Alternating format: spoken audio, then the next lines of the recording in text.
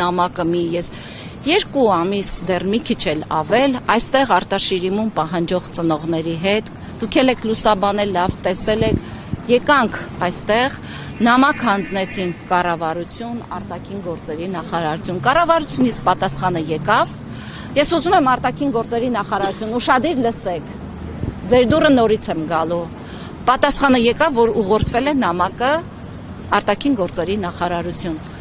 Ես 28 զանգ եմ թողել արտաքին գործերի նախարարությունում նամակներ վերցնող բաժինը դա լրատվության հանրային կապերի բաժին է, չգիտես ինչու։ 28 զանգ եմ թողել լրատվության բաժին անպատասխան։ Արարատ Միրզոյանի մամլո խոսնակին եմ զանգահարել։ Անցած շաբաթ ինձ գրել է, որ գալու է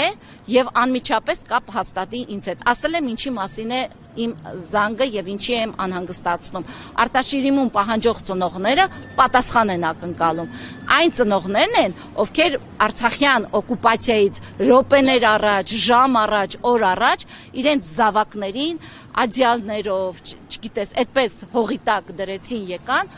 հույսով, որ կգան այստեղ հետո կկարողանան իրենց տղաներին քրիստոնյային վայել խնկարկում անել։ Չկա պատասխան։ Եթե այդ կառույցում հումանիտար որևէ հարցի անգամ զանգին չեմ պատասխանում, պորտաբույծ կառույց է։ Այ այնտեղ պորտաբույծ եւս մի կառույց։ Հերթով բոլոր պորտաբույծ կառույցների անունները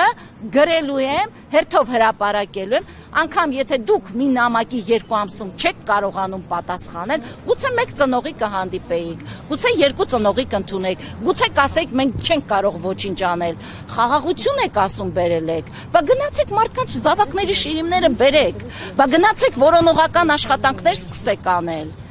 Որտեղ է այդ խաղաղությունը, եթե դուք այդ հումանիտար հարցերը չեք կարող անել։ Նորից եմ ասում, այո, Բիսմարկը ճիշտ է, սուտ ասում են պատերազմից առաջ եւ ընտրությունից առաջ։ Հիմա մենք սուտ ասելու ամիսներ ենք ապրելու։ Շնորհակալ եմ ձեզ։